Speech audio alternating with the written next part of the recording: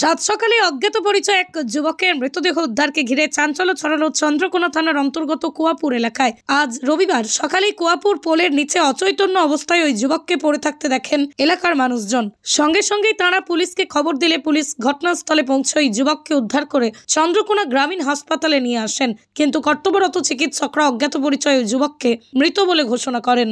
ইতিমধ্যেই পুলিশ এই ঘটনার তদন্ত শুরু করেছে। কিভাবে ওই যুবকের মৃত্যু হলো তা খতিয়ে দেখছে পুলিশ।